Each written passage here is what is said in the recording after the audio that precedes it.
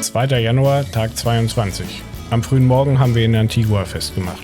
Rechts das Terminal mit Bars und Geschäften, ganz hübsch anzuschauen. Links leider der Industriehafen, alles leicht heruntergekommen.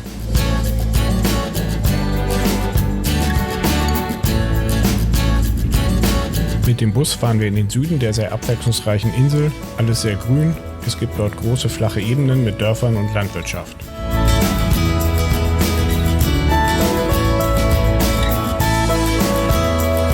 Shirley Heights ist eine alte Festung mit weitem Rundblick, die sich jetzt gut für Ausflüge eignet.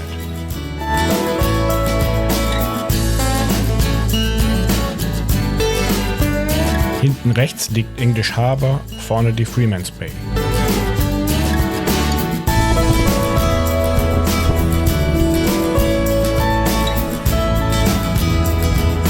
Dann geht es weiter mit dem Bus, die Insel wird bergiger, dort gibt es eine Art Regenwald.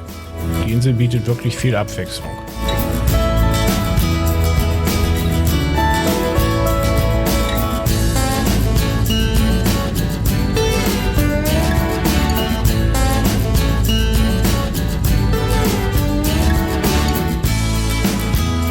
Wir kommen nach Nelson's Dockyard, das gegenüber von English Harbour an der Bucht liegt. Eine alte Hafenbefestigung der Engländer, sehr gut erhalten mit Sporthafen, Restaurants und Geschäften.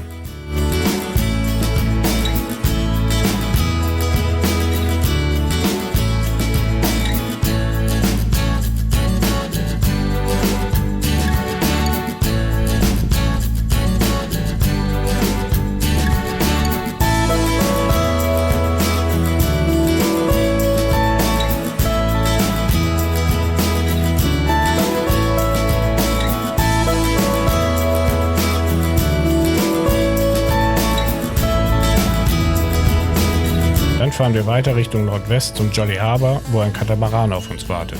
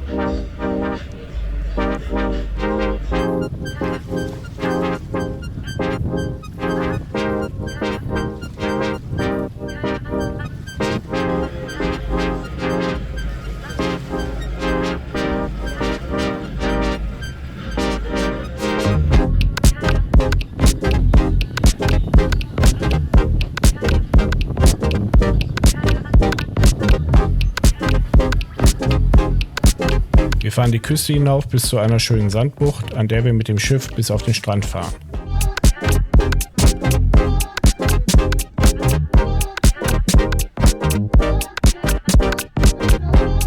–30 Minuten Zeit zum Baden.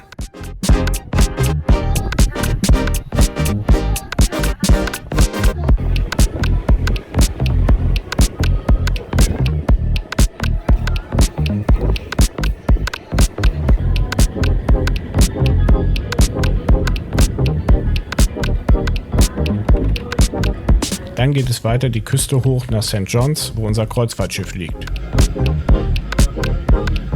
Wie gesagt, es gibt schönere Häfen.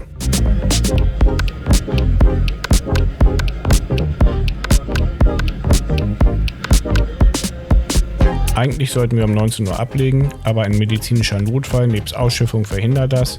Wir legen erst gut 2 Stunden später ab. Um 1.30 Uhr haben wir dann wieder angelegt, um einen zweiten medizinischen Notfall auszuschiffen. Um 4 Uhr ging es dann wohl endgültig Richtung Heimat.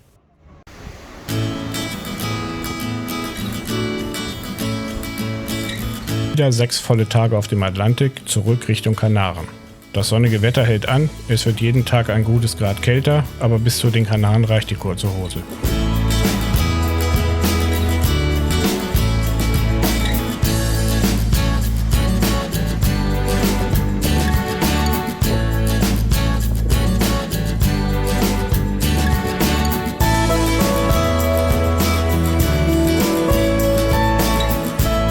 Am Am 9. Januar legen wir mittags in Santa Cruz auf Teneriffa an. Schön anzusehen ist die Stadt nicht, Hochhäuser und viel Beton, alles ist zugebaut. Da nur wenige Ausflüge angeboten werden, fahren wir mit dem Bus quer über die Insel nach Puerto de la Cruz. Unterwegs ein Stopp für den Teide, leider ist es sehr diesig.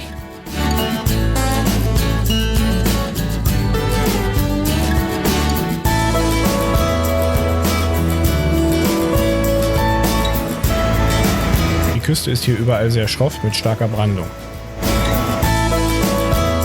Um baden zu können, hat man in Puerto de la Cruz einige künstliche Badebuchten geschaffen, die zum Meer hin geschlossen sind.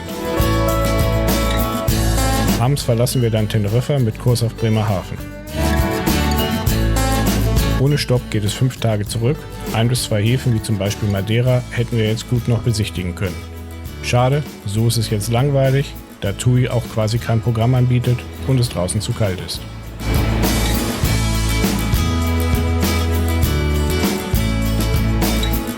Das Wetter passt jetzt leider zur Jahreszeit, aber immerhin legen wir nach 35 Tagen bei Sonnenschein wieder in Bremerhaven an.